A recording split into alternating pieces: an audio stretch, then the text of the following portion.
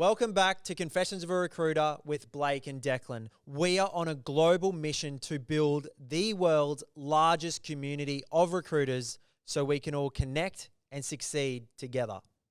That's right. If you want to check out more of Confessions of a Recruiter, jump onto confessions.tv, subscribe to our bi-weekly newsletter, access merch, and if you want to chat to us directly, join our Discord at XR House with the links below. Now, we hope you enjoy this episode.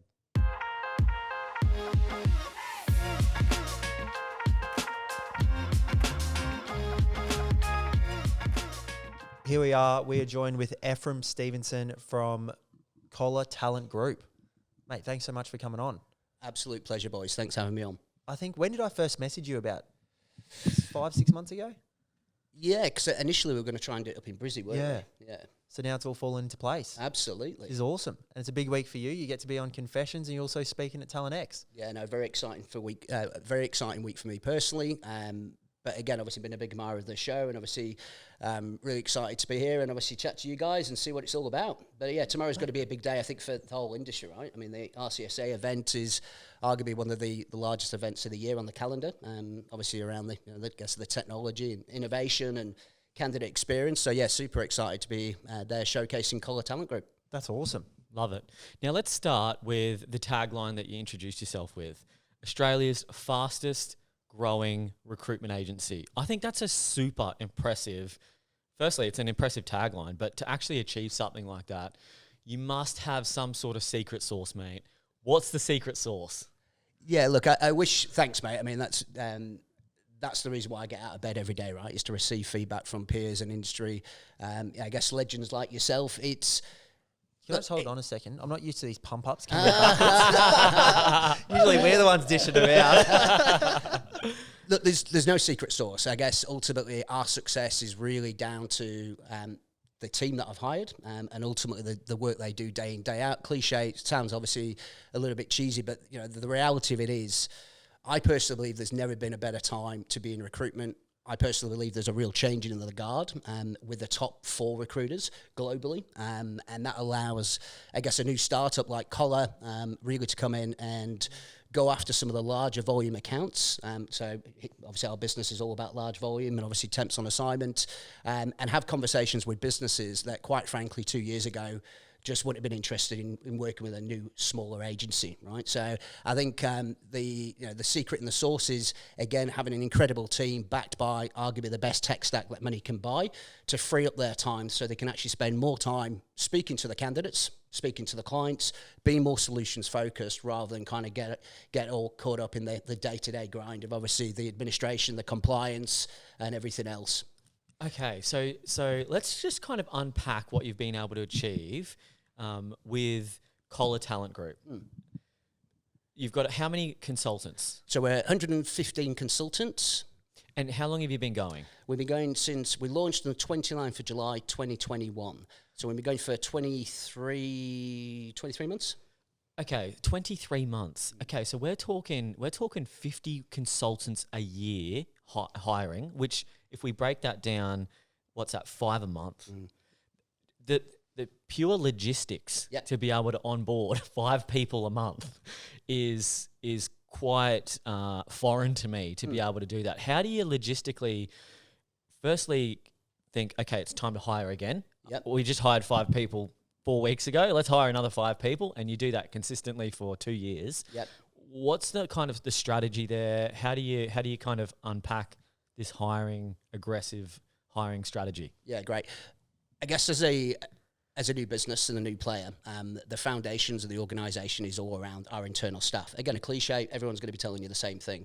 For us, I wanted to create a workspace where it obviously rewards hard work, but at the same time, we manage burnout. And we all know in recruitment, you guys will know firsthand, speaking to some of the other guests, burnout in recruitment is so prevalent. So the things that we initiated initially, so for the first 2 months, launched 29th of July 2021, first invoice didn't go out till the 15th of October 2021. So for those first 2 months, I was literally 16 hours a day, researching market analysis, finding out basically who does large volume, the best. And ultimately, I think we could all come up with the same names, the Hazes of the world, the Chandler McLeods of the world. And, that's the reason why I've got over 150 years worth of combined Chandler McLeod and Hayes experience in the Collar Talent Group business, right? They do it so well. So I think if you get the foundations right, in the sense that you can reward your team, you can have the team ultimately going out there and actually bringing in referrals, whether that's recruiters, whether that's candidates, or whether that's clients. I mentioned to you before off air, less than 10% of our workforce have come through rec to recs. The rest have all come directly to us, or they've all come through referrals, or come obviously from the branding that we're doing on all the socials. So to answer your question, how do we onboard that many candidates or employees that quickly? It all comes back to those first 2 months when I was sat working out the systems, the process, the procedures. I'd previously been a co-founder and shareholder in 2 other very successful recruitment startups. One, we got to a $60 million turnover business inside 18 months. The other one, we did about $10 million inside our first 12 months. Both of those businesses where the foundation was large volume contract. So having been a shareholder and having been involved in the day-to-day management of those 2 businesses, I personally felt that I could actually do it better. For me to be able to do it better, though, there needed to be a lot of infrastructure and there needed to be a lot of investment to actually get the best technology that money can buy. And I think, if you look at any recruitment business that's scaling in this current market, that initial onboarding, the candidate experience for your internal staff is what going to set you apart from the rest of the sheep herd. And for us, it's something that I'm very passionate about, that every single person that comes into the Collar business is treated exactly the same. We've got a very clear no dickhead policy in the business. And what I mean by that is no one person's bigger than this business. So the only way that Collar Group will continue to thrive and be dominant and continue the success is if all those 115 people all come together and do exactly what they said they were going to do at an interview stage, based on their previous 12 months, 24 months, 36 months, from a billing point of view, from a number of placements point of view. We've given them the opportunity to leave a larger national, multinational, international, where, let's be honest, the commission structures there are very limited, and most of the time they're actually capped as well. So we have a no threshold target. So I guess to answer your question in regards to how do we onboard so quickly, we've got to really address, well, how do we get them in the first place? Yeah. Right? And if we address how do we attract the talent in the first place, well, once you've got talent who are keen to work with you, well, I think everyone would agree, you want to be doing your absolute damn to make sure that the experience that they have joining Collar, again, it's a very incestuous industry in the world of recruitment, right? The amount of people we've had join our business purely because they've met somebody who worked at Collar, or somebody who basically knew somebody who worked at Collar. They're following us on all our socials. They're seeing basically all the hype around the work-life balance. We were talking about I guess public holidays just off obviously before we started the show. Well, we give everyone standard entitlements, so holiday entitlements, which is the 20 days annual leave, but we also, the 10-day sick leaves that are normally frowned upon in most businesses, people taking along obviously 10 days in a year sick, we turn those into mental health days, and we actually request that they take them as additional annual leave. So there's 6 weeks annual leave. The week of Christmas, being a new dad myself, I'm a big family man, so we close down on the Christmas Eve, and then we reopen the first working day in the new year. Typically, that's another 3 days annual leave that they would get. We also give them the birthday off as well. So everyone's getting close to 7 weeks annual leave in our business. We're doing monthly commissions with a no threshold target. So every single cent or every single dollar somebody bills in this business, they're earning commission from. Not only does it stop there, it goes on, I guess, a career pathway or career milestone, revenue milestone, that once they've built $500,000 GP for the business, that could be in 3, 6, 12, 18 months, they then move up to the next tier. There's never any going back. That's our reward for them, for their loyalty, for their dedication, for their hard work. That then jumps up to the next tier. Once they build another $500,000, so $1 million in total, that would then jump them up to the next tier, which is 20%. So 20% with a no threshold target, monthly commissions paid monthly. I don't know of too many other agencies that are willing to reward the staff the way that we're doing, and that's why we're able to attract so much experience in our business. I guess if you, from the outside looking in, we've got over 450 years worth of recruitment knowledge and experience under the Collar Talent Group business, which is incredible. That really kind of elevates us to the next level from a size of an organisation point of view. Did that really answer your question? There's a lot to unpack there, because we talk to small agency owners, micro agency owners all the time. And one of the biggest struggles that Declan and I have found, especially being a new agency owner, just getting into the market. It's like, why would anyone want to work for you? Yeah. And that's probably a struggle that we had in our first 2 years, because people had, coming from a Hayes or a Randstad or whatever it might be, they'd go, I'm working at Hayes Randstad. Why would I work for your business at 6 months old? Yeah. And so you've clearly overcome that hurdle. How did you overcome that hurdle? Is it because they knew what you've done in the past, or how did you just turn it on within the first 6 months? Yeah, look, great question. I guess the very first hires that joined me at Collar Group had all previously worked for me before. At one point we had about 25 people in the business that had all worked for me before, some in 4 businesses, some in 3, some in 2, some in 1. So absolutely, that gives me a bit of a head start, in a sense, from a typical recruitment startup. My first strategic hires in the business, though, was I pulled out a gentleman by the name of Krillos and a lady by the name of Amanda. They both worked at Hayes side by side together for 7 years.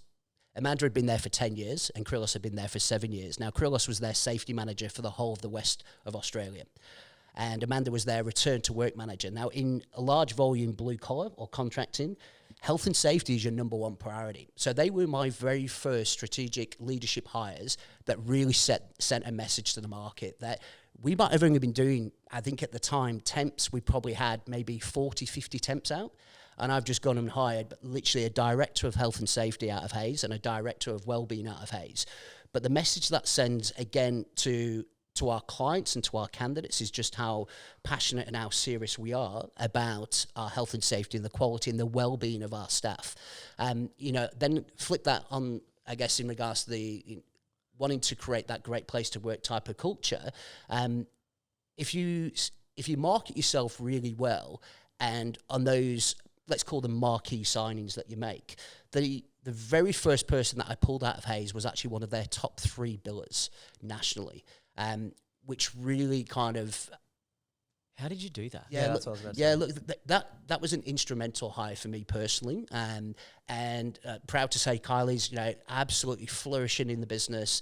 She's now an associate director. So what she was experiencing with the likes of Hayes was kind of pigeonholed, kind of blinkers on. Everyone's running their own race, and when she actually came in and sat down, and I think this is one of the most important things. Yes, we employ 115 full-time employees, but can you imagine how many people we've interviewed to get to 115? We don't hire every single person that we interview, right? We've still got our, our values to achieve. We've still got our drive. We've still got the culture of the business, which is the most critical thing to keep part of. But when you're making hires, like, again, using Carly as an example, it really just sends a strong message to market. And Carly actually came through Erect to Rec, and she was actually one of the very first ones that I actually hired through Erect to Rec. Wow, okay. And so there's 2 questions in this. What is Kylie, the Director of Health and Safety, the Director of Back to Work? Yep. Our director in Hayes, she was their return to work manager. So you can imagine somebody's had an injury on site. Yep. Well, they need assistance in regards to coming back into employment, or whether it's additional health or medical or whatever the case may be. So what are these types of people? Almost institutionalized, I guess you could say. I'm going to share something with you, right, which absolutely blew my mind. So Amanda Stewart was responsible for a workforce of, say, 2,000-3,000 people on a daily basis. She managed all their return to work for Hayes. In 10 years of being at Hayes, not one person had headhunted her. Oh, it's like... What? Not one Is person. it almost like hands off, she'd never leave? Absolutely. Okay. Right? So I think... absolutely bullish, probably punching above my weight back then. But the message I was articulating to Krillos and to Amanda, there was that synergy between us all. That the main focus of both their roles was our candidate experience, our candidate well-being, and the health and safety of our candidates. Now, if you get that piece right, and again, so I'm proud to say today, we've actually clocked over 700 days LTI free. Now, if you speak to any other business owner in the world of recruitment in blue collar or large volume, I'm going to say we've got one of the best safety records in the world of recruitment in the whole of Australia. Now, we're a startup. We've been going for 23 months. Like, it's things like that is so powerful in our industry, because it's it kind of takes me back to those first 2 months when I was sitting in the office on my own, putting all this together, that I wanted my health and safety of my candidates or of our employees, again, to be a number one priority. Fast forward now 23 months, and to see that we're now clocking up 700 days LTI free is just absolutely, it's mind-blowing. We did our ISO accreditation inside our first 12 months of being in business. Like, people call me ludicrous for doing that, because there could have been so many issues that the auditor pinpointed in our systems, our processes, our procedures. You know, we actually passed first time with flying colours. So even that to be a blue collar, and again, large volume blue collar, I don't know of too many other agencies that have actually gone down the ISO. And again, I'm sorry, Hayes, hopefully I'm not calling out too much. But I believe Hayes only got their ISO accreditation in 2020. Wild, isn't it? Like, so, and this is what I think when I say changing the guard, right? Hayes, unfortunately, have had a hiring freeze on nationally. Chandler McLeod have been making people redundant. So when these companies are obviously they're seen as being the best in the industry, and arguably, hands down, Hayes are the best trainer globally. Certainly, in my experience. It creates a little bit of uncertainty amongst the ranks. And, you know, if I look at the team that I've pulled out of Chandler over in the West Coast, you know, we've got Rachel Jones, who's now just been promoted into our managing director role, was there for 8 years. So going back to your question earlier about why do they want to join Collar, right? Rachel was at Chandler for 8 years. She was in director role. She was managing the whole WA. She had a job for life. But for her, it was the challenge. It was the something new, something fresh. How, like, coming to a company who all we talk about at an interview stage is our value adds, our unique selling points. And given that we're so new, but we've already got so many accolades behind us, and we've already implemented so many systems or processes, I don't mean this in an arrogant way. It's just that's what's happened. And if you were to speak to Rachel and ask her, she's now 12 months into a role, being promoted into a managing director role. I think when the people that maybe reported into Rachel, or even Rachel's bosses, are now going, hold on a minute, something's happening over there. And there was a mass exodus from Chandler McLeod over to Collar Group with the instrumental hire of Rachel. So we are strategic in our hires, and certainly we know that if we bring in one leader, the likelihood is that the majority of people will follow. That's just business at the end of the day, right? It's nothing personal. So what do you offer them? Like, do you offer them, like, do you go fat salary, too good to refuse, let's just get them over because it'll pay dividends, in 6-12 months or whatever it might be? Mate, we're literally, we are considered to be one of the better payers in the industry. There's no ifs or buts. But let's be realistic about the return on investment for these types of strategic hires, right? I personally can't put a dollar sign on the return on investment for my health and safety team or for my wellbeing team, but I know hand on heart that has got us to where we are today. The likes of Rachel and other leaders coming into the business, we're certainly not chucking money at them just to kind of get them to walk out the door. Also, bear in mind, people have got mortgages, right? They've obviously got the personal commitments. I'm not a narcissist. I'm not pulling people out going, I'm selling you the best thing since sliced bread. Again, just going back to what I was saying earlier about the only way this business will succeed, and Rachel will say this herself, is if all 115 of us turn up to work every single day, roll our sleeves up and actually do the job that we're being paid to do. It's not rocket science. And now we're looking at Ephram, 22 years in business, the compounding effect of that, and it's exponential what's happened.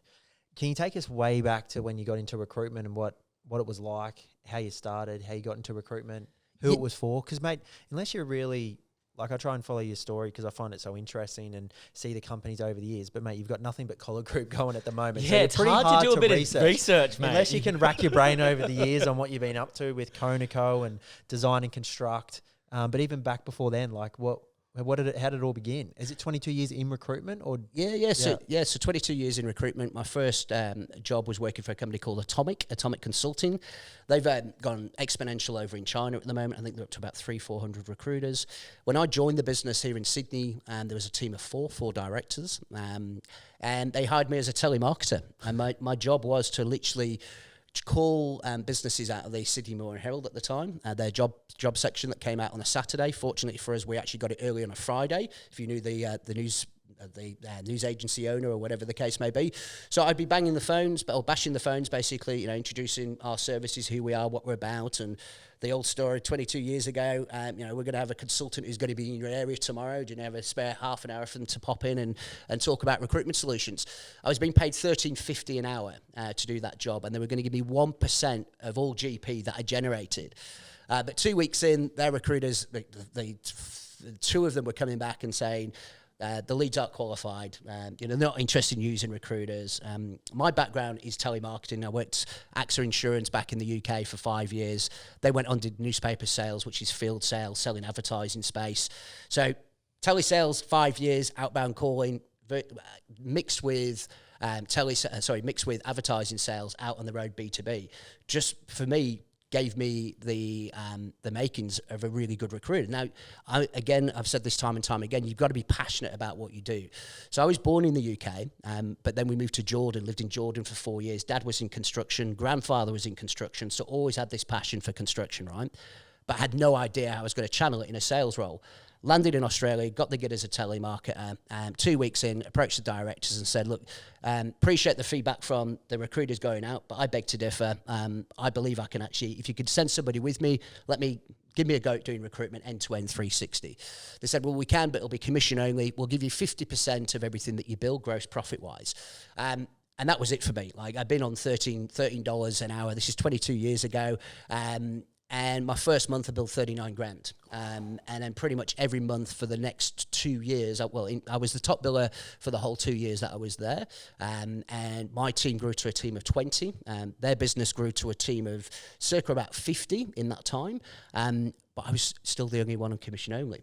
And what was happening, unfortunately, again, as any new business has obviously capital issues, cash flow issues, and my commissions were being distributed before I was receiving it to pay people's salaries, right? So I then backed myself and just made the call to kind of go out on my own. At the grand old age of 26 is when I launched Design and Construct. Oh, nice. So how many years experience? 2.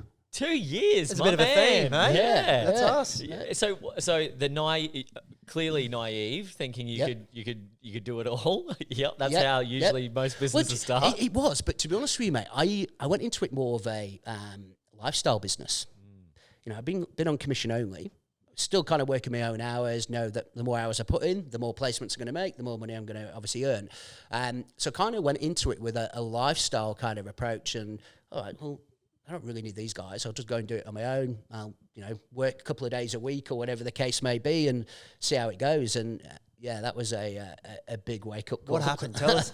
Yeah, it always is when you. It was just insane. I mean, at the time I was living over here in Pyrmont, so just the other side of Darling Harbour, and I think we can all agree, looking out the window, there's so many distractions here, right? Oh. So myself and my then wife decided to move out to a place called Waitara, which is about an hour north from here.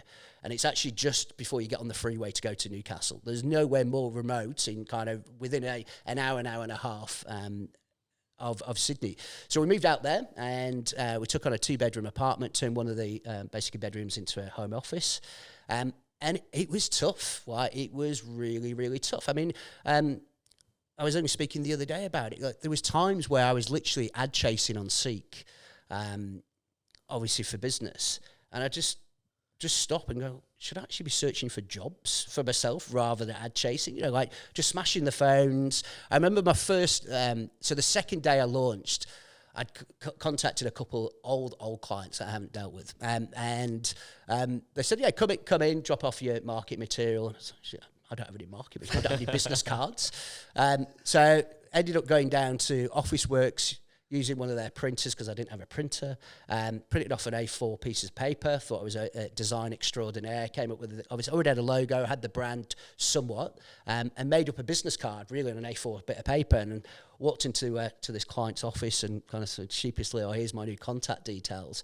And he basically laughed at me.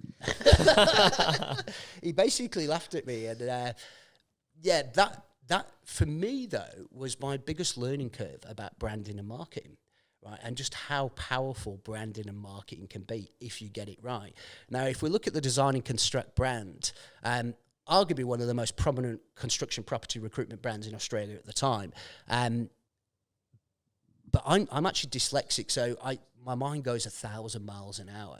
And what I like doing is when I working with graphic designers who can kind of bring your ideas to life, right? And that's what happened at Design and Construct.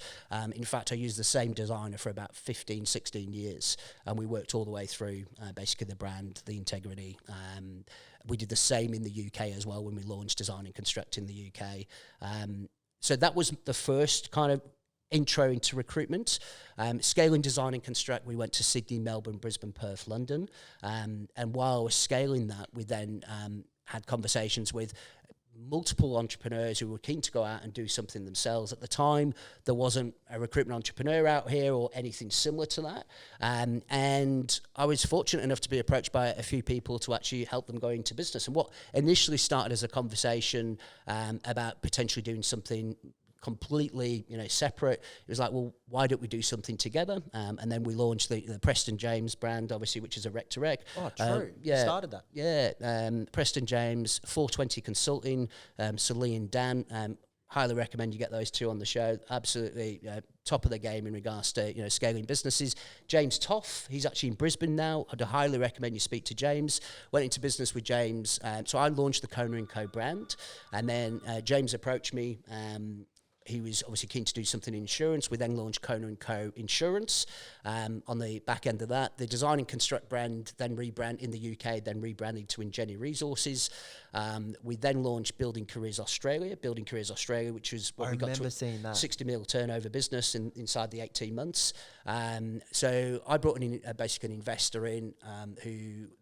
Is that James Kahn? Is that the recruitment entrepreneur? No. So the investor that I brought in was actually a family friend. He was a friend of a friend who got introduced to me.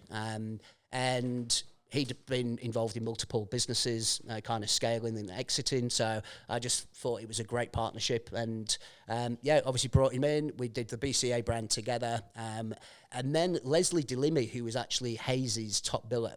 So she did $3.2 million gross profit in her last financial year at Hayes. Temp or perm? Temp. She had about 500 temps under her management. I actually hired Leslie DeLimi. Again, she approached me to go into business by herself. We, at the time, were then rebranding D&C to the BCA brand.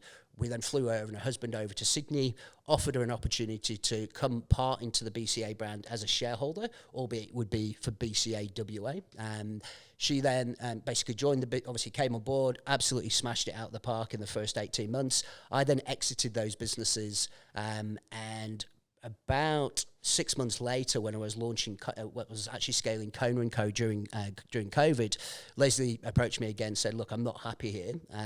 Are you keen to do something?" So we then did Tailored Resources of Talent Co.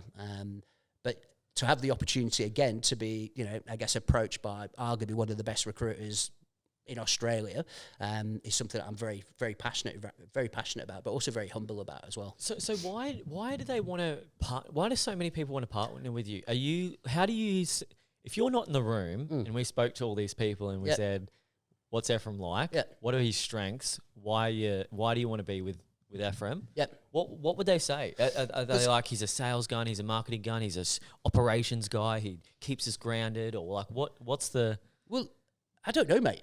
Honestly, that's a really good question, isn't it? Let's do a survey. Yeah. Look, I think the fact that I have had so many people rejoin me, from business to business to business, I think that speaks volumes about my leadership qualities. I'm fair income, right? I treat everyone as I expect to be treated. If I was to count how many people have worked for me who are now successfully running their own businesses, like we're in the tens. Like there's some serious recruitment entrepreneurs out there that we've worked together at some point or another. And it's, again, that's what I find incredible about recruitment. Anyone can do it. You've just got to back yourself. And don't get me wrong, scaling businesses, owning your own recruitment business isn't for everyone, right? And I completely get that. But the team that I've got around me, mate, I mean, again, I guess the surveys that we've done recently, we're the only recruitment agency in the whole of Australia to be Investors and People accredited. If you do research on that, Investors and People, really big in the US, really big in the UK. That was a 6-month audit on our business. But purely for the internal staff. So, well-being, how you're treated, is Ephram just giving you lip service? Are they actually delivering on what they say they're going to do? And we actually got gold accreditations for both of those, which one, it's gold, investors and people, gold, we invest in our people. And one, investors and people, we invest in the well-being of our people. We've also just received, for the second year in a row, a great place to work. And again, the survey, as I'm sure you're aware, is literally sent out to the staff, and the staff are the ones that actually comment on that. So I don't know the answer to that question as to what they would say if they're all in a room together, but I think what they would say is, I'm honest, I'm fair income, give everyone an opportunity. You do right by me, I'll always do right by you. And again, it's, I guess, just going back to that philosophy, treat everyone as you expect to be treated, and you can't go wrong in life. Yeah. So let's say someone approached you, like What's the kind of the thought process that goes through your head? Let's say someone approaches you and go, hey, you want to do something together. Do you sit them down and do you kind of like go through some qualification process on, what are your goals? How are we going to get there? This is where we should be in 5 years. Or is it just instinctive, or what's the... Yeah, look, I'd say the majority of that is instinctive, but also their personality, right?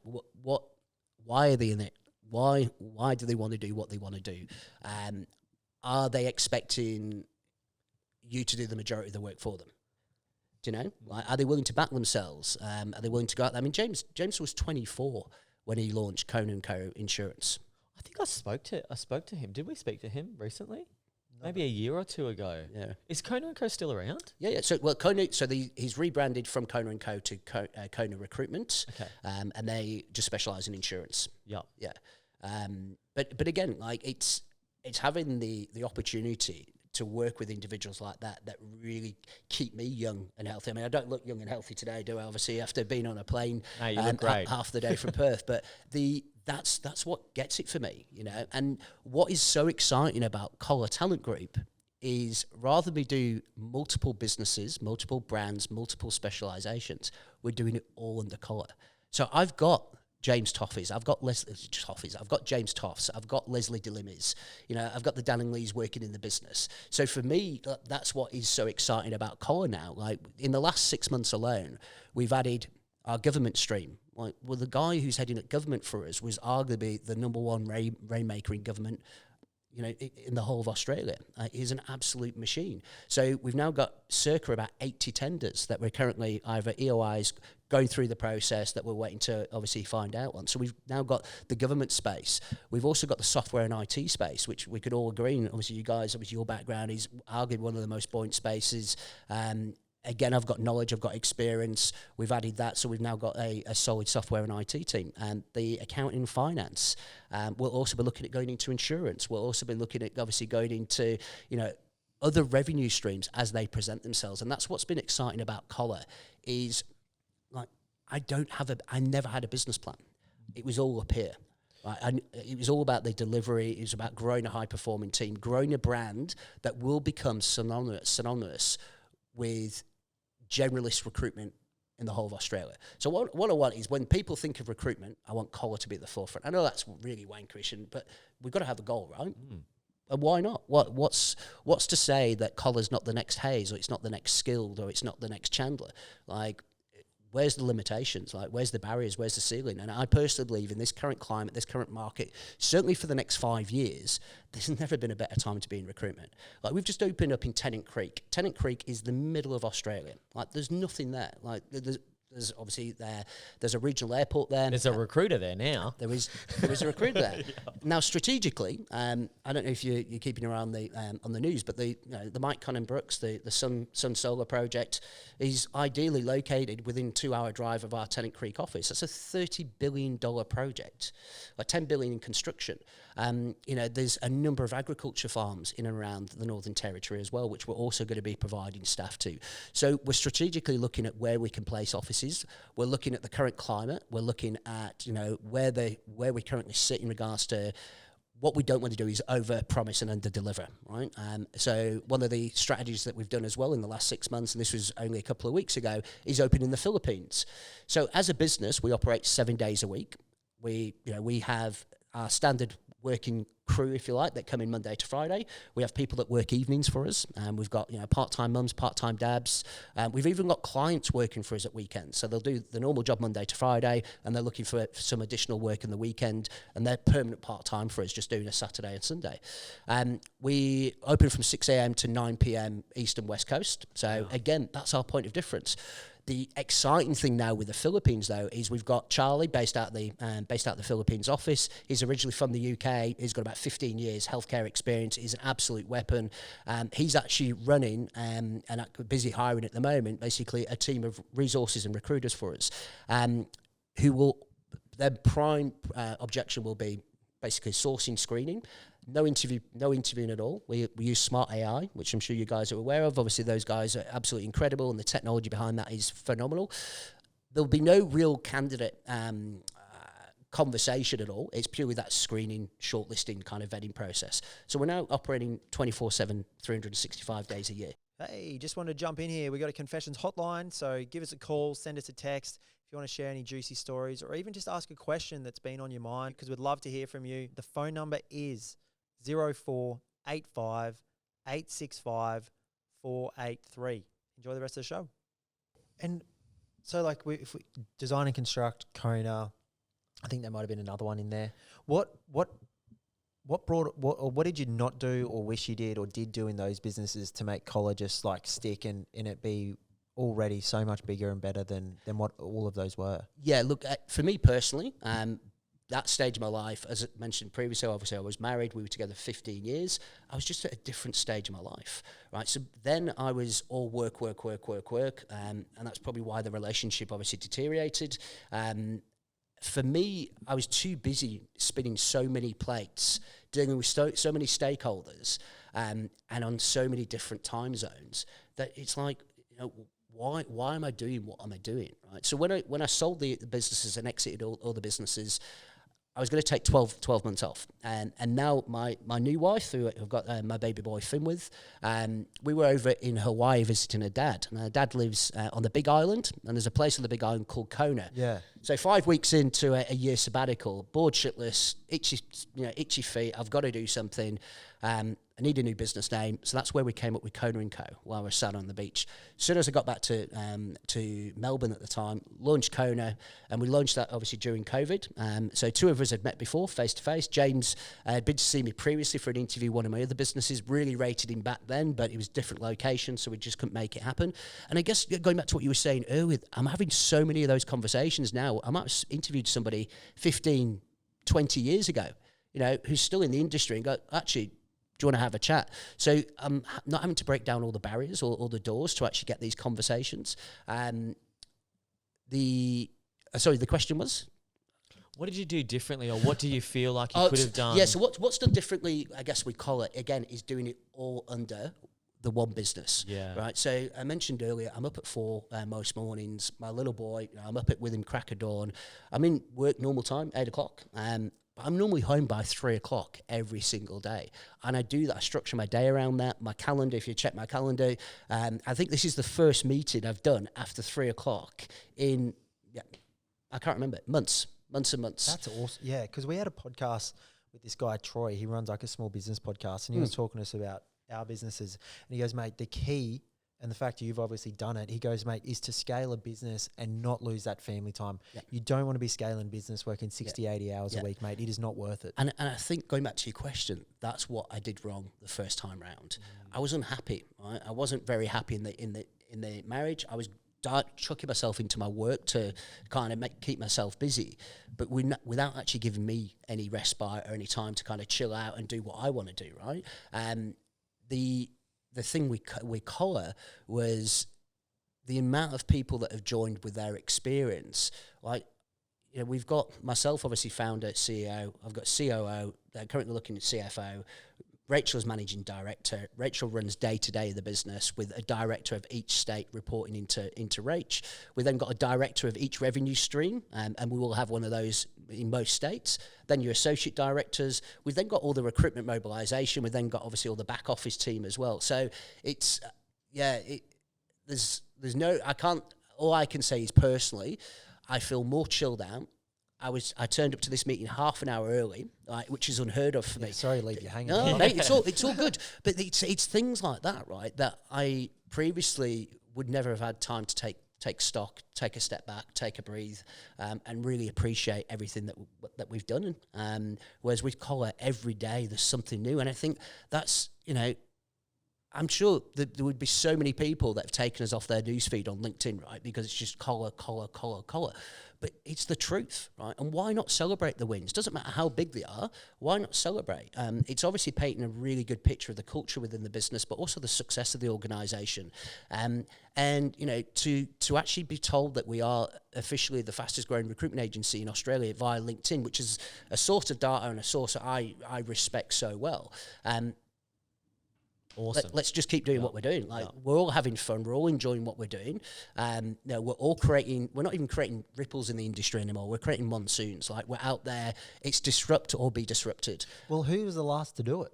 Who's the last person that's really shaken the industry? Yeah, so I'd say probably Future You. If you look back at the Future You, that was they died down. What's doing they did. Look, they were with a real bang. I mean, they invested heavily. They pulled out literally some of the hardest hitting recruiters, top billers in the whole of Australia. Ended up with a team of about 40, I think, off the bat. And I think down to similar type of numbers. But yeah, even Emily, Emily's obviously the managing director. She'd be a great one to have on the show. She's got, such an incredible story behind her as well. But Future You, in my mind, would be the last kind of startup that scaled, that dominated the market, and did a really good job with it. I mean, their brand, their marketing, everything about Future You. I think they also created that kind of premium brand for themselves as well. So from a recruiter point of view, you aspire and you look up to, the best recruiters in the industry. Well, that's what Future You did really, really well. What about You and You? You and You, again, obviously, right. They're a great brand. Obviously, Exec Search as well. Obviously, kind of going down that road. Great bunch of guys over at You and You. What made you pick your niche, and why? Because being in the other two businesses, again, I don't know if... So we've just talked about You and You, we talked about Future You. They wouldn't go near blue collar with a 10-foot barge pole, right? They really wouldn't. They're all exec search, white collar. Well, my background in 20 years is white collar exec search. That's what I mean. That's what's exciting for me now to really be able to implement that into collar. The reason why I structured collar the way that I did, and the reason why I scaled it, is I've never done a blue-collar contracting business before. All the other agencies I've been a part of, I'd always hired somebody to come in and actually run the blue-collar or the contracting desk. And based on the feedback, and bear in mind, I'm surrounding myself with arguably some of the best talent in the industry who've done large volume blue-collar for many, many years. And just looking at the way they do things, right? And being dyslexic, again, as I say, everything I do is systematic. I've got a process for everything. Kind of looking at how they onboarded, how to look at the management of injuries, for example. So, we've actually got the most expensive injury management software that money can buy. Now, what is it? It's called HIA Done Save and HIA Solve Injury Management. So it's fully integrated. It's a dashboard. It manages everything from a splinter all the way through to an incident on site, but also any medical checkups, any reports that come in. It just allows us to report down to the real granular detail in regards to really how well we're doing from a health and safety point of view, or any issues that we've got regards to the compliance. But again, that was one of the very first investments that I made as a business. Just going back to what I was saying earlier about Amanda and Krilos, health and safety wellbeing, right? For them to do the job to the best of their ability, I want them to have the best tech that money can buy, right? And again, to be able to say 700 days LTI free is just unheard of in the world of recruitment. Yeah, that's super impressive, and it's a really interesting story. It just seems to go from strength to strength to strength. I'm going to flip this around now. Yeah, tell us. What are the fuck-ups? Surely there's been some major fuck-ups where you've gone, oh, I can't believe that happened. I should have been all over that. Or I can't believe I forgot that this was going to happen. I saw that happening and I just didn't, I didn't jump all over it at the time. What are some big fuck-ups? The geographical location of Australia, having 12 offices, it's mammoth, right? And that's why... now having Rach as MD in the business, we're able to make sure that each of the offices is getting the love that they all deserve. And So that would absolutely, scaling 12 offices, not necessarily having a leader in each of one of those offices is something that obviously, we're working on, and we know we've got the team now, but we're always looking for leaders. And I guess that's in itself is a unique offering to anyone in the world of recruitment, right? Because all these large nationals, multinationals, or even the more established businesses have already got their first tier of leadership, second tier, third, fourth, all the way down, right? It's not what you know, it's who you know in a lot of those businesses. So the fact that we're able to create opportunities for people depending on their seniority is something that's really refreshing and something that's really unique. The Sydney office, so we have had some problems with the Sydney office over the last few months. And again, it's that East Coast, West Coast, right? It's the time difference. It's making sure that you're there, you're being able to be present, and the strategy around the mental health initiatives and general well-being is definitely something that's been tested in the world of recruitment. For us as a startup, we're now obviously hiring for a HR manager, IR manager, to make sure that we all singing and dancing from the same hymn sheet. But again, we appreciate we're dealing with human beings at the end of the day. So it's how do we get that piece right? So what did you fuck up? You didn't come over here enough, or you feel like you should have hired leaders first and built the team around them, or do you feel like you actually made a mistake? Actually hiring the wrong leaders. Okay, yeah. And again, I'm not throwing anybody under the bus here at all. They're all incredible. But unfortunately, obviously, as business change, mate, 100 hires, like you're going to have a lot of them. How many did you get wrong? As in, I'd have to get back to you on the actual numbers, but wait, we haven't got that down pat. And again, as a business, we're always working on our strategy, right? We're always working on our onboarding, on the retention piece. Recent hire or internal promotion that we made recently was our internal recruiter, so internal talent manager, which again will help manage all that process. Will kind of be the caveat between HR and the leaders if you like, to kind of bring that together, so we have a better candidate experience. The systems, some of the tech that we've implemented has been an absolute fucking disaster. I won't call Eddie out in case I see him tomorrow. But do you know, it's things like that, right? That you take for granted that you're paying a premium for something, and therefore you're going to get a service. Yeah. Again, out of your control.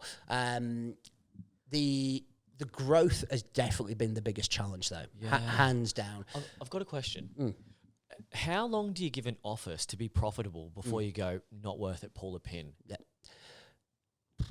Mate, how long's a piece of string? Yeah. Right, because I think there's so many other elements to take into consideration there, right? As in who is actually in the office, what role do they play in the business? And I think for us as a new organisation scaling at the rate we are, we've got most revenue streams dotted around most offices.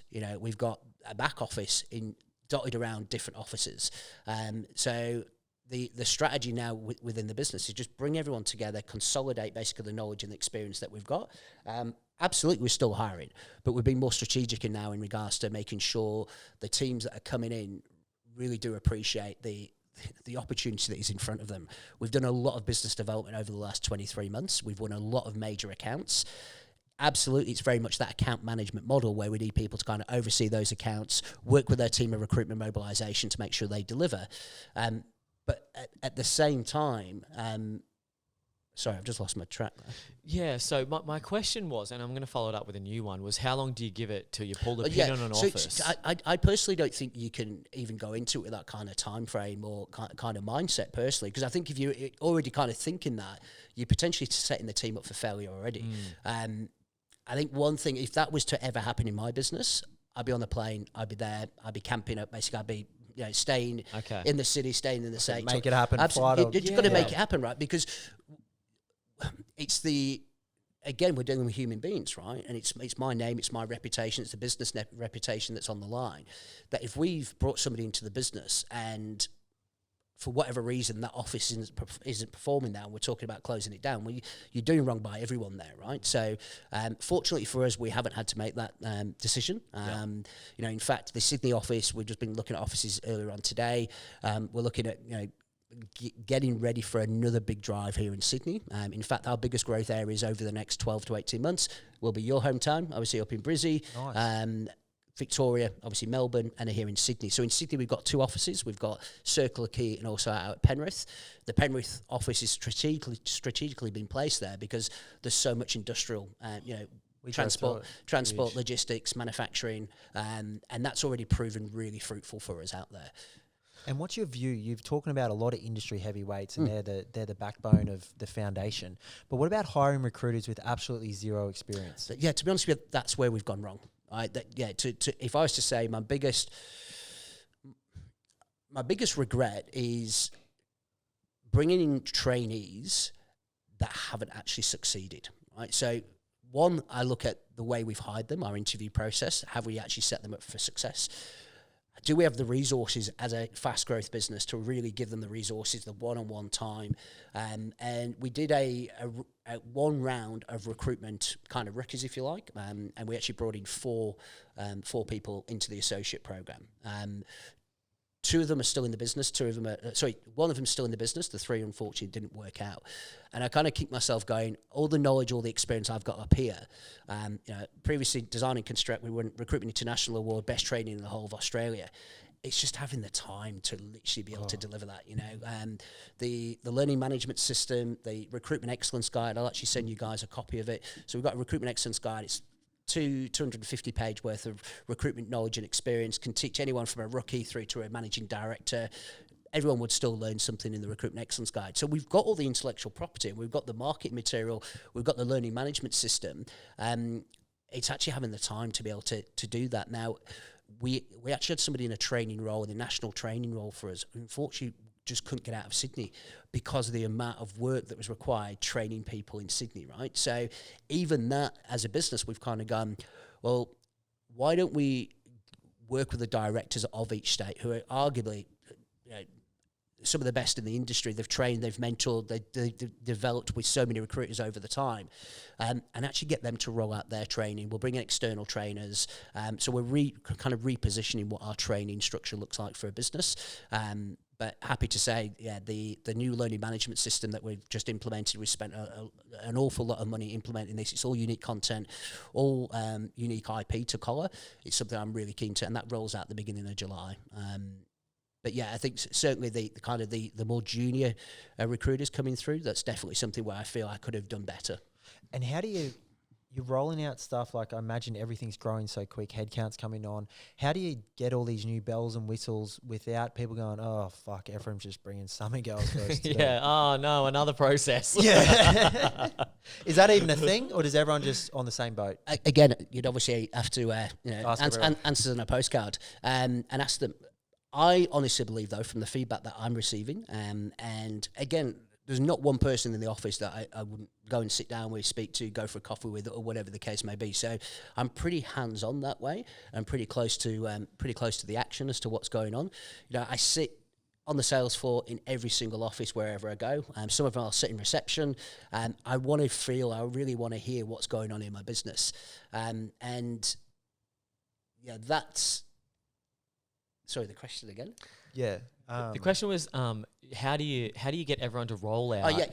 So when you've got everyone kind of embracing technology, and this is one thing we do really well at Collar, is they all see the benefits of the new technology, of the new systems, of the new processes, because it's cutting time out of their day. It's taking admin away from them. Yes, there's a lot of change. Don't get me wrong. I'm sure there's people going, oh my God, we just opened another office. Didn't know we're open in the Philippines, or whatever the case may be. But we do a lot of regular check-ins with the team, a lot of one-on-ones, and it's certainly the culture of our business is the core driver of what's going to make us successful, right? So I think it's having those regular check-ins, speaking to people. Are you happy? We don't always get it right. Again, we're still a new business, but it's what we do with that feedback which is critical. So I'm really big on reviews, right? So basically Google reviews, we've now clocked over 500 Google reviews across the whole business, right? Which is incredible, like absolutely phenomenal. But they're not all great Google reviews, right? I think we've got about 10 one-star Google reviews, which is still incredible. Does that just give you the shits? So this is a story, right? So the very first one-star Google review I got absolutely gave me the shits, right? And I was like, oh my God. The feedback was communication was rubbish, constantly leave messages. They never let me know about flights being cancelled. Now, unfortunately, we've got no control over flights. The flights come from the clients, right? So, but it was still important feedback. So I actually picked up the phone, spoke to the candidate, or managed to find out who the candidate was, spoke to them, and arranged for them to come in and have a coffee with me, because I was really keen to hear, warts and all, about her true experience with Collar Talent Group. Now, this person had worked on contract with Hayes and with Chandler, funnily enough, and had some really good experiences working with those businesses, and felt that we should be on par. Right. So for me, I was like, okay, I'm actually kind of flattered here that you kind of giving us the same review that you would a Chandler or a Hayes, but we're a new business. And that's how she kind of signed off on the review, saying, new business, hopefully it gets better. Long story short, I actually hired her in my business, hired her as a candidate experience manager, and put together a 10-page document on how we could do things better as a business. Absolutely. How's she going? Over the we started we brought her in on a contract basis, but over 80% of everything that she suggested, we've actually implemented in the business. Wow, that's awesome. And it's feedback like that which is so vital for us and so critical for us to continue the growth, make sure that the candidate experience is never losing sight. And it's things like that is so unique about our organisation. You know, at the moment it's a one shareholder, one director business. Yeah, I was going to ask but that. we all make decisions based on what is right for the organisation and what is right for the candidates. And you know, and yes, bad reviews absolutely hurt, but that's what they're there for, right? We can't be promoting. You know, we've got 500 Google reviews, but not actually mentioning, well, we've obviously got a couple of, you know, 1-star Google reviews in there. We address it. We try and communicate with them. You know, we try and do whatever we can to solve the problem. But at the end of the day, we've got to appreciate we're dealing with human beings. And unfortunately, they may have had different experiences with other recruiters. And I'm sure it's something you guys come across all the time, right? Unfortunately, in recruitment, we're all kind of tarnished with the same brush. I want to change lanes a little bit here, and I want to talk about your experience with mentors, what you've done to kind of grow from a high-performing salesperson to then try and adopt a new leadership focused mentality. Because generally, you know, a generalization here is, you know, high-performing salespeople aren't great leaders. Yep. They like to spotlight on themselves and they struggle to put the spotlight on others. So have you had any kind of personal growth transitions from a high-performing salesperson to a leader? Did you reach out to mentors? Have you gone through mentorship programs? Yep. What have you done to kind of level up? Yeah. Answer your question, yes. I mean, I'm all about self-development, all about continuous learning. You know, I went to 15 different primary schools as a kid, right? I was in special needs class. 15? That's every 6 months. Oh, mate, it was insane. So we moved around South Africa, and literally it was just one after another. So 15 different primary schools. I went to one high school. In high school, basically, I was in a special needs class. And when I actually was able to work, so at the age of 13, I had 3 jobs. 16, again, I think I had 2 jobs at 16, still kind of salesy related. So for me, I always felt like I had to, I just had to better myself day in, day out. I'm like really bad from I'm my own worst critic. So even now, I look at the success of Collar, and I honestly feel like I'm only about 50% there. I feel like I've got so much more to give. And it will come, but we've got plenty of time to get there, right? So when I started in recruitment, I then started, you know, reaching out to mentors, started reaching out, listening to Tony Robbins. I think we've all listened to Tony, good old Tony. But started kind of going down that process. I then got into meditation. This is all relevant. I then got into TM meditation, which was a complete game changer for me. My mind's always going 1,000 miles an hour. This is the 2 times a day where I get to switch off. My phone's nowhere near me. So that kind of gives me the grounded and the understanding of my breathing and anxiety and how to manage that. I then actually got in contact with a business coach called Casey Golan. For those in SMEs, Casey Golan is based in Queensland. Just an absolute champion, works with SMEs, 1 to about $10 million turnover business. Working with him more of a business kind of coach. Then met up with Mike Walmsley. Again, Why does that name sound familiar? He's godfather of recruitment. He's based in the UK. He's just really well known, I guess, in the UK, and somebody I personally admire, respect. We were only speaking a couple of days ago. So I reached out to Mike. He then started to kind of consult to me. I then got him doing training for the design and construct team. And me and him just became really good friends to the point where I would bounce ideas off him. In fact, he was pitching me an idea when we spoke about an opportunity he's got. And I would never, if you'd asked me 20 years ago, Mike Wormsley was, I guess, the equivalent of a Greg Savage, right? So in the UK, Mike's would be the equivalent of, sorry, Greg, no, sorry, Mike, whichever way that goes. But in my eyes anyway, right? I then got more involved in, I guess, in regards to kind of mentoring, training, surrounding myself with like-minded leaders, like-minded entrepreneurs. Basically did a bit of work with Greg, obviously Greg Savage. What else have I done? I guess it's all about your peers. It's just reaching out to people, asking them, but most importantly, be inquisitive. Like, do your research. I think we're all guilty of this, right? What about who would be your major competitor? our major competitor at Vendito, our recruitment agency? You. Blended. Yeah, but so from a research point of view, when was the last time you checked out your competitor's website? When was the last time you've basically gone through an application process and actually sent them an application to see what their candidate experience is like? You do that stuff? I do that daily. Yeah. I'm all over it. Yeah, you've got to be. You've got to keep your finger on your pulse because you want to know what's working and what's not working. Otherwise, you're just going to become... Can you get too absorbed in it?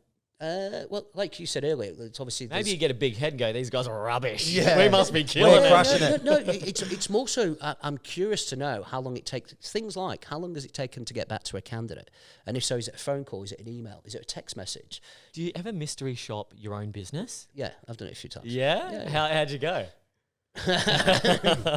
Yeah.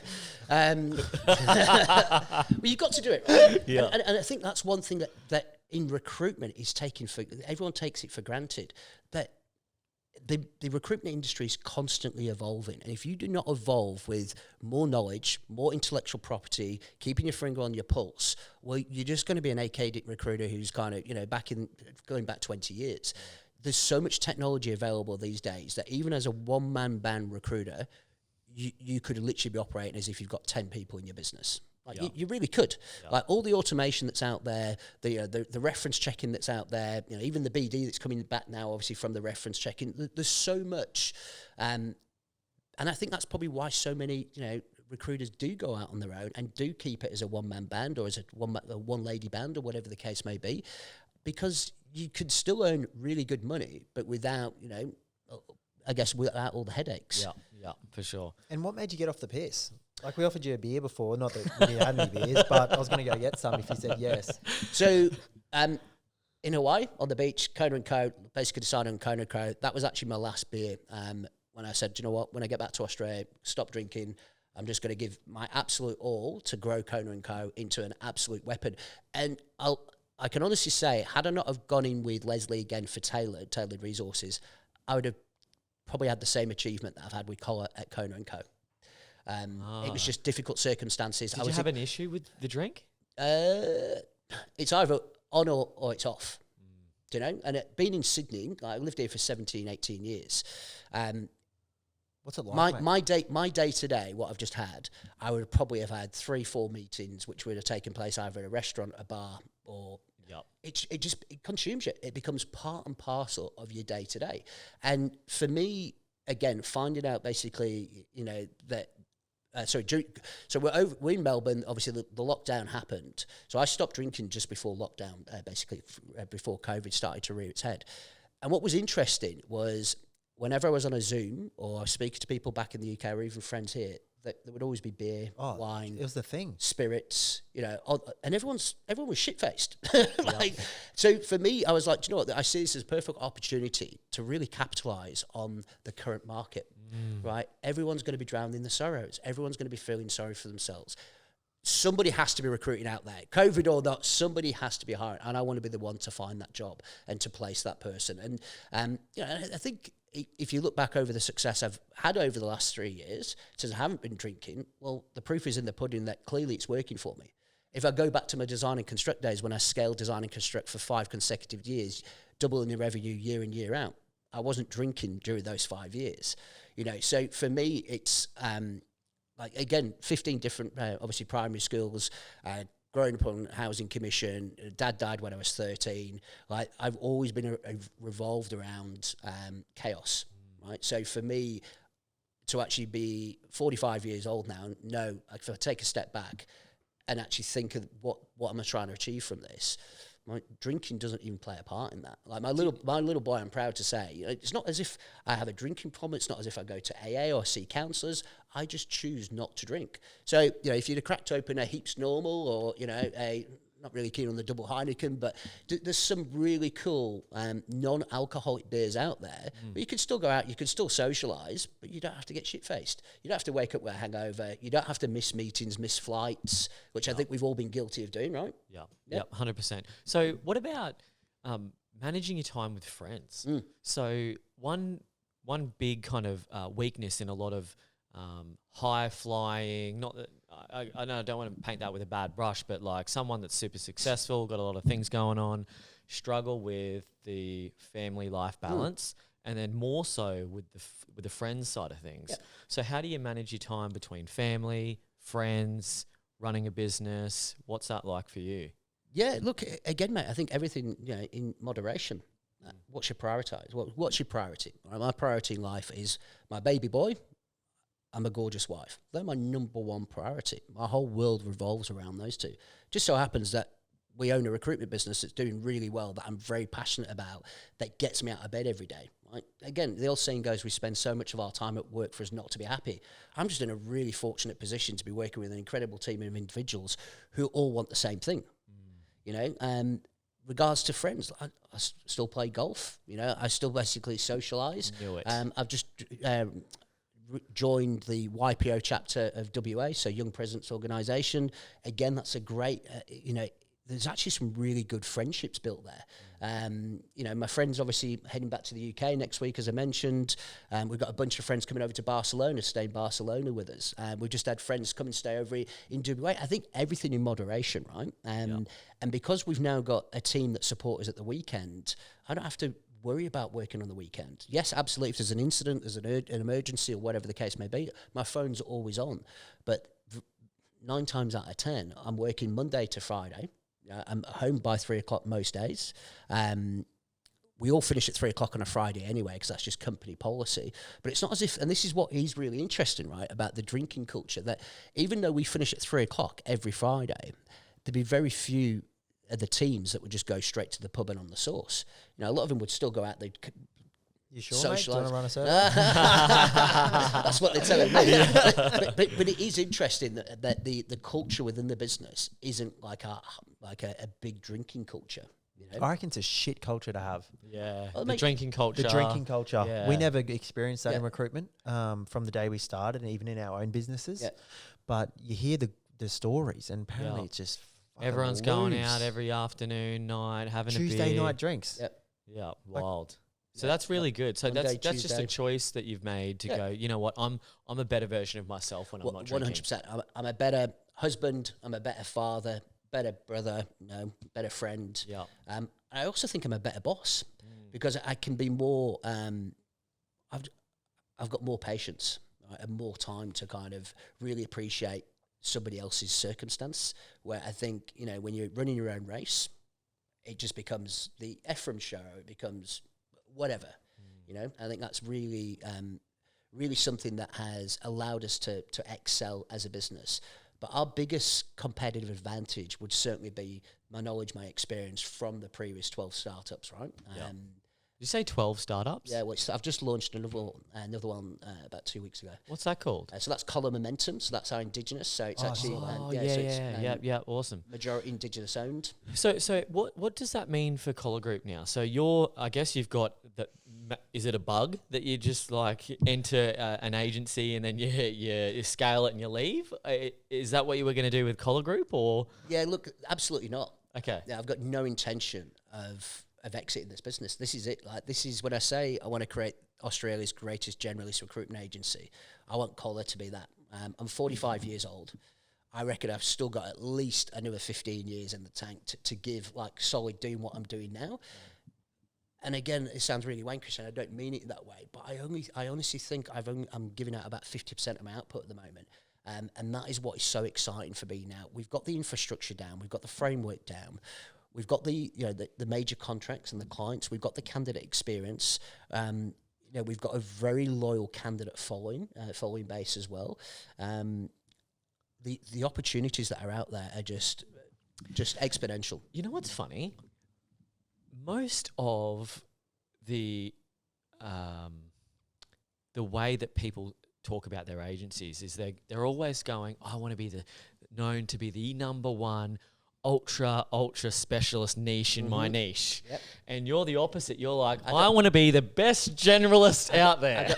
I don't know anyone who's pitching themselves that way, right? And again, it's not coming from a place of arrogance. It's coming from, if I can identify key recruiters in any revenue stream that have got a solid pedigree, again, that no dickhead policy, buy into the vision of what we're doing, but ultimately want to build something, then give me a call, because that's what we're doing here. Like, again, the offices that we've just opened, like the Philippines wasn't even, it was on the cards, but maybe in another 2 years' time, right? That turned around in a matter of probably 6 weeks. Yeah.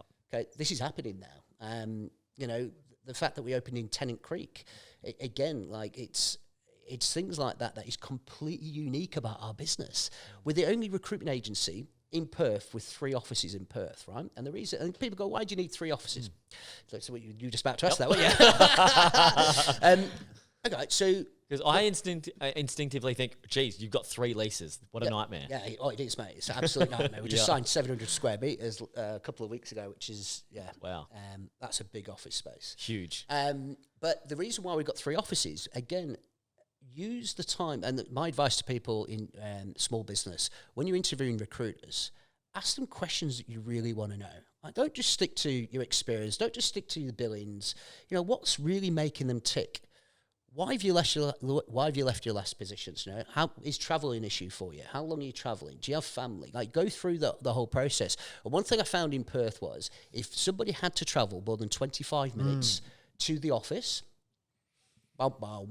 like, they just weren't interested, regardless of how great your brand was or what you were paying them. It's that mindset, right? And fair enough. I get it now that I live in Perth. So that's why we strategically got the Burswood office, which is where we founded the business. And that's within about 3K of the CBD. It's got free parking, right? Which it gets away from the CBD, so everyone's happy there.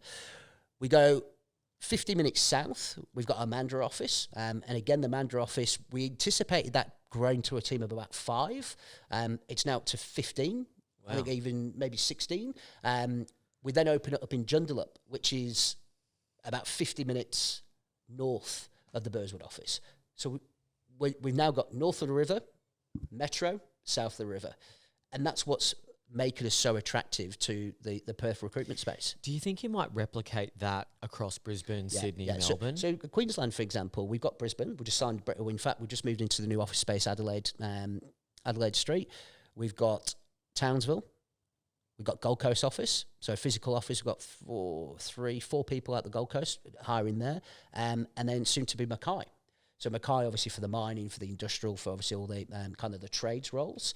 Now, we also, in Sydney, I mentioned, obviously, we've got the Penrith office. Again, the strategy behind that was the person that we pulled, that we hired, was previously a state manager. Is now running her own office close to her home, 20 minutes from her home. Has previously spent the last, I think, 7 or 8 years traveling an hour and a half every morning into the city, hour and a half. It's now 20 minutes from. That's life-changing. Of course it is, mate. Yeah, absolutely. Yeah. But then also the kind of buy-in from the team when we're doing these types of things and using these types of initiatives that even, so we just talked about the 700 square meters. Like, that's the hardest office I've ever had to find in 22 years, because I've already promised everyone in Burswood they get free parking. So I can't move to a new office now and say, oh, by the way, you're going to be paying $15, $20 a day in parking. So everything that we say we do, we deliver on. And that's one thing I can absolutely sleep easy at night, knowing that everyone who's joined this business, we've given them every opportunity, and we will continue to give them every opportunity to flourish, to scale, to take their careers to new heights, to learn. It's continuous learning again, and really to if I was to articulate it, I want everyone in Collar to be an ambassador in their chosen revenue stream, for us to put them really on it. I guess give them a springboard. As to how quickly they run at that, how high they jump, is really down to the individual, but we'll absolutely give them the best springboard to take the career to new heights. And this may sound a bit silly, but mate, what's it like selling a business worth tens of millions of dollars and then sitting on the beach in Hawaii? Is it all it's cracked up to be, or does it open up a new part of your brain where you're like, holy shit, if I've done this, I can do X? It's twofold. Absolutely,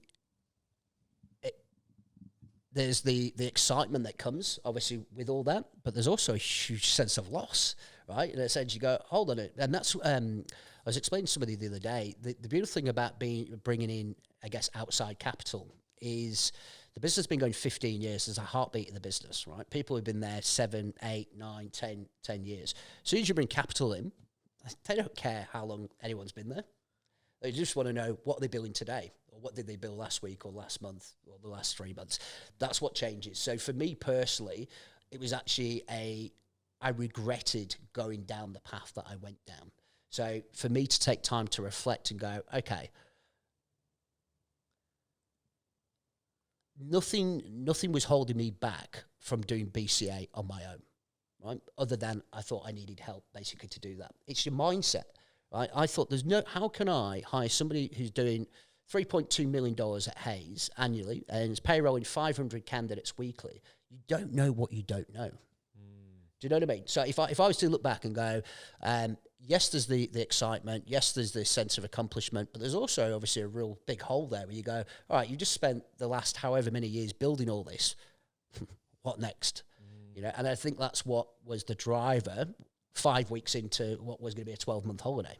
Can we talk about the outside capital thing? Because this is a massively foreign area for Declan and I, and it's actually something that's been getting brought up inside Ex-Recruiter quite a lot around, you know, investors, outside capital, smart money, dumb money, like all these terms get thrown around.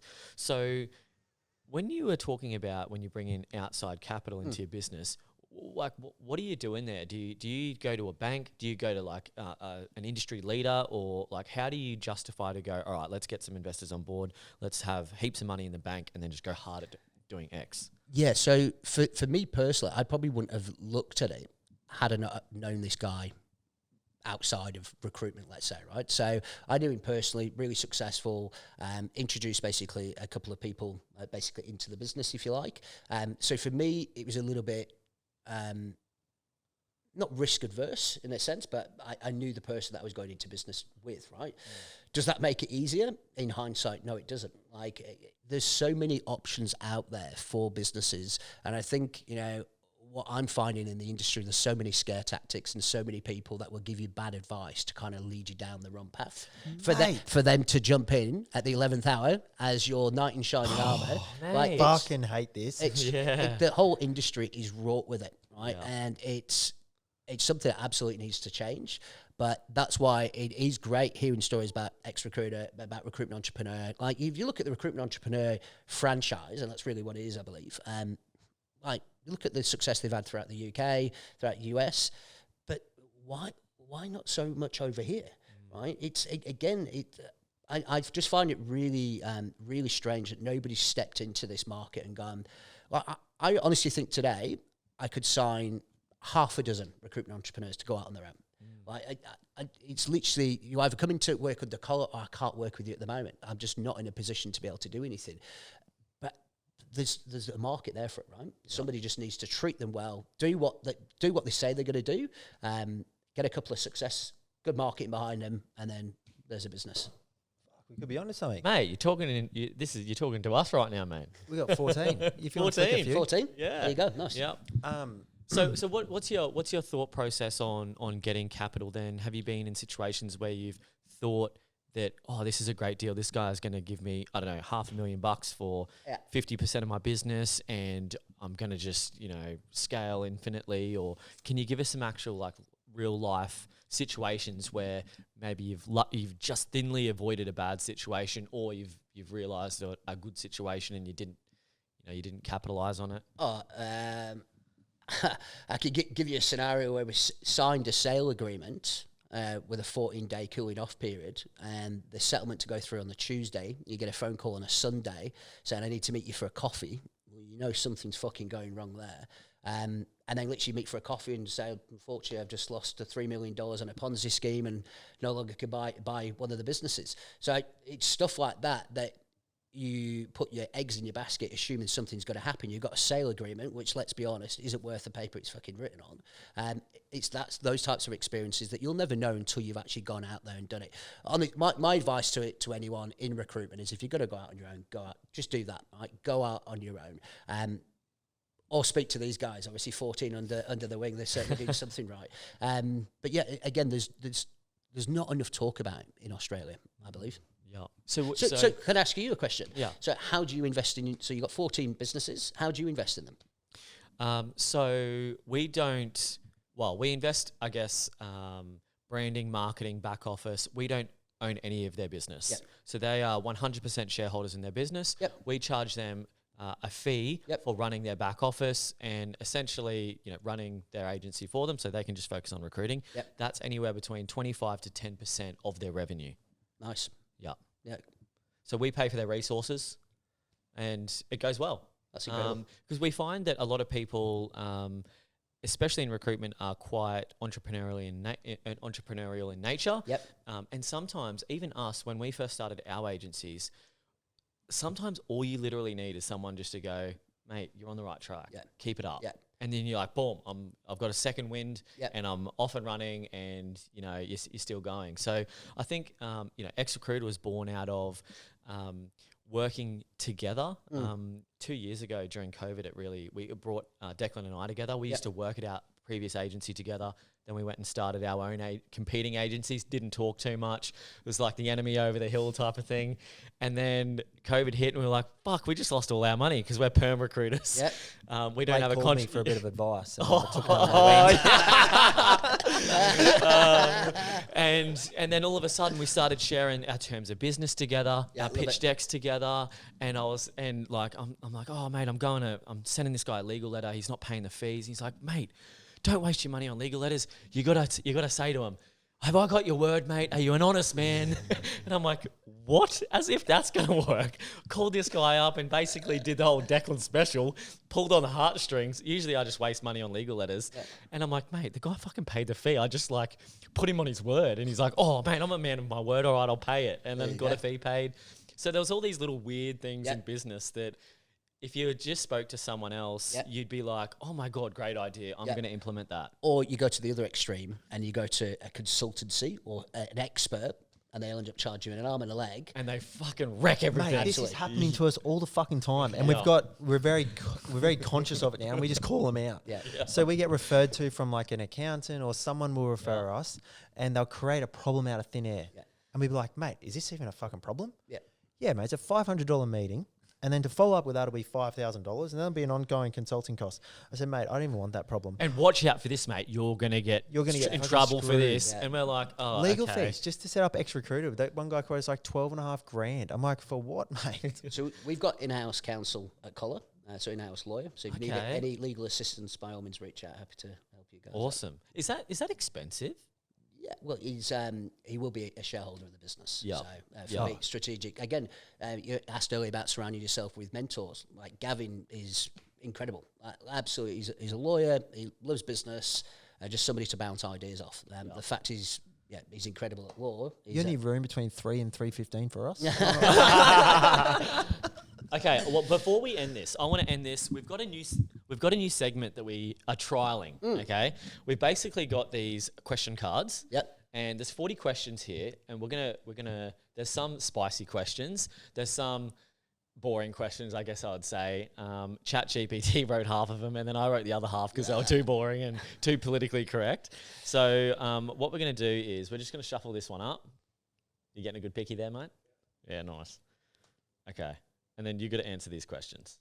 Do you want to ask? Yeah, I can ask him. All right. So we've shuffled the deck. I feel like this is almost a magic trick. We've shuffled the deck. You know the deck is shuffled. Declan's going to pull the answers will be the magic. The answers will be the magic. What's the most ridiculous excuse you've heard for not going to an interview?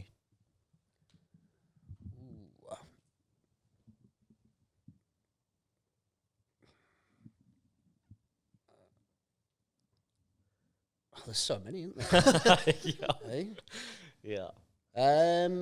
For not turning up to an interview,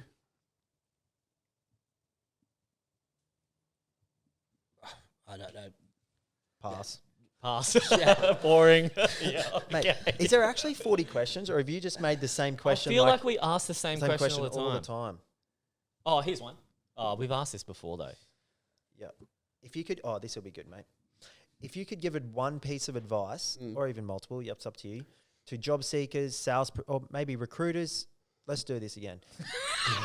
If you could give one piece of advice to recruiters or sales professionals, what would it be? Be passionate about what you do.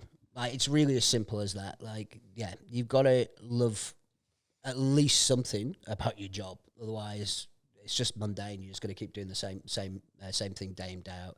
And I think for me, what initially started off as property construction being kind of the passion. Once I've learned what recruitment was about and I learned the craft of recruitment, that's what then became my obsession. Do you think you might have an element, though, of like learning to love it? Yeah. Because sometimes with the younger generations, I guess, a lot of I guess feedback that I might get is this isn't my passion. I'm just not in love with this, and maybe they're not. But it's almost I sometimes in Striller Doors. Yeah. So I find that as well. And I think a lot of people are blindsided by the amount of money that rolls around in recruitment, right? And they're blindsided by these salaries that are being offered, but they don't really appreciate the work that it takes you to get there. You'll know yourself, obviously, being involved in all these businesses. Like, even the salaries now, like, you've got candidates who may have 12 months recruitment experience, and they spoke to a rec to rec and they've told them they can get them $80,000, $90,000, $100,000. They're on these fat salaries. But that's in their mind, right? So then when they are speaking to you or coming for an interview, you're up against it because the industry's kind of created that monster within itself. We've just offered somebody actually in Melbourne. She's got 12 months recruitment experience. Actually, a little bit more than that, but she's been paid $58,000 plus superannuation with a 4 times threshold. 4 times threshold. And I was just like, this is just absolutely ludicrous. So we don't even need to offer much more money. Our commission structure blows it. Absolutely blows out the water. So even on that basis, let's say historically somebody's got a 20 grand threshold, 60 grand a quarter, 240 a year.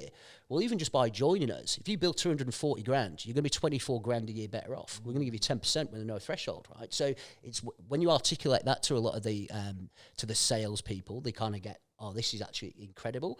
But yeah, that's always going to be a tough one, isn't it? And I think you would be the best because you've had so much reoccurring stuff happen over the years with clients, candidates, staff. This would be a good question for you.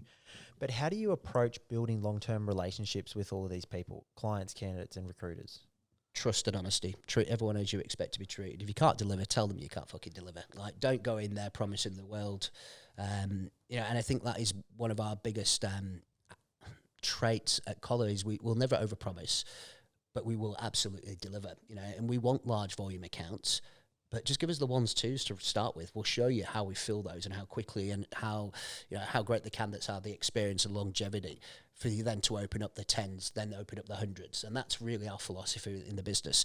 The beautiful thing with Australia and being in recruitment, it's completely different to the UK in a sense that every single business over here, I believe, will give you an opportunity.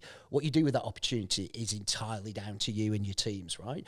But I think if you go into each assignment with that type of doing the right thing, we're only as good as our last placement. That is inherently part of our DNA, because then you're constantly trying to better yourself placement to placement to placement, and you're not taking things for granted or just assuming that the deals are going to come to you. Yeah, love that. All right, last question.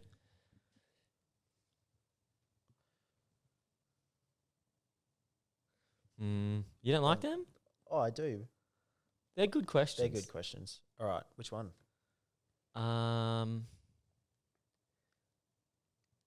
Ask them both. Ask them both. Right, yeah, good man. All right, what's the cringiest moment you've ever had in recruitment? Okay. Cringiest moment was when I was taking a job brief. I think I'd been in recruitment for about 3 months and I didn't know the difference between a degree and a diploma. So I'd got into a client meeting, sat down. She gave me a full job brief. She was absolutely incredible as a client. Like, gave me all the time and everything. My very first, and it had to be a degree qualified candidate, right? And I basically call her up and I pitch this candidate. I've got the best thing since sliced bread. Great. Let's get him in for an interview. Obviously go through, get to an offer stage. Ephram doesn't have a degree. He's only got a diploma. Like, and I honestly didn't know the difference between a degree and a diploma. Mate, if that's the cringiest thing, mate, you've got a sweet career.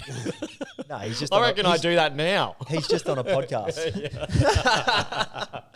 Craziest thing you've done to get a deal over the line? That could be a recruitment, any sort That of could deal be a you've done. supplier. It could be a selling of a business. I've jumped on a plane and basically flown to the UK within about 24 hours notice to lock somebody in. Wow, it locks somebody in. It's a recruiter. To hire, yeah. But then if you ask a lot of the people in our business, if you're based in other states and you want to work for Collar, if you're based on the East State, depending on the seniority, we'll always fly you over to Perth. Put you up in Perth, basically come and meet the team, go and see the other offices. Because again, like you said earlier, all these podcasts are all done like on Zoom or, this is such a cool experience to be face to face. Just as it is when you're interviewing somebody and you're trying to welcome somebody into your business and trying to make sure the synergy's there. And look, it doesn't always work. We've had a number of people, we have flown over to Perth, and unfortunately we haven't been able to hire, right?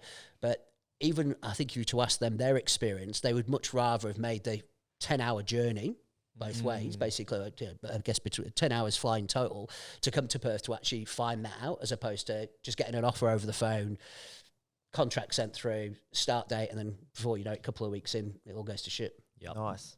And mate, so you like looking after yourself? Yes, You're mate. off the piss. You love Little bit of coffee. meditation. Oh, are you about to plug the sponsor? Yeah, we'll plug him, mate. Yeah, You let's forgot go. about it. You Yeah, go yeah. straight in at the An start. hour and a half into the podcast, Yeah. the sponsor gets a shout out. You get a little gift. Do you ever get around CBD oil? I don't, mate, no. Oh, try it. It's like a healthy part of cannabis. It's got 0 THC, so nothing illegal. But it helps with recovery and performance. Fantastic. Pretty good. Thank you. Give you a crack. Yeah, so that's like if you want to have a nice sleep, if you've got a bit of anxiety. Sometimes Muscle a lot of soreness. people take it for muscle soreness and joint soreness. Okay. Yeah. It's really good. And then before you speak, that's from Advanced Extracts CBD 1000, which is really good. And then before you speak, so it's like performance coffee. It's got turmeric, MCT oil, ginseng. So it's like Love it. it's an instant coffee, but it just blends really quick, and it's really, really nice. Really good. So Thank you, gents. There we go. No worries, brother. So to wrap things up, you're going to be at Talent X. Yes, mate. Exciting. Yeah, super excited. So tell us about that. You got a 30-minute. Yeah, so the guys at Job Adder. So Job Adder have just been incredible. We talked about supplies just briefly. Job Adder have been an incredible supplier to us, and just so much more than that as well. They've really understood my business and what we're trying to do, what we're trying to achieve. Even marketplace partners, looking at new marketplace partners for some of the issues that we're encountering. They've invited me basically to obviously go on stage tomorrow at the Talent X event and really share the Collar Talent Group journey around our candidate experience, which we've touched on today, but also around, I guess, the technology and innovation. And 2 weeks ago, we were told we'd made it through to the next stage, shortlisted for the Australian Financial Review Most Innovative Companies in Australia, which is just next level for us. Especially for recruitment, mate. Like, it's insane, mate. Absolutely insane. Yeah. So, yeah, really excited to be there tomorrow and obviously just, share some of the insights as to what we're doing at Collar. Again, we're not reinventing the wheel here.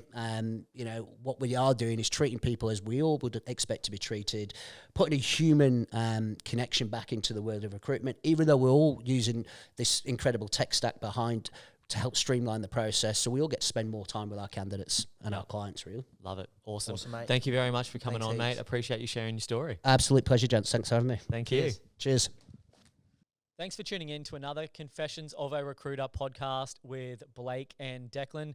We hope you enjoyed and got a lot of value and insights out of this episode. If you do have any questions or you would like to recommend someone to come on the Confessions podcast, we would love any introductions. And remember the rule of the podcast: like, share, and recommend it to a friend. Until next time.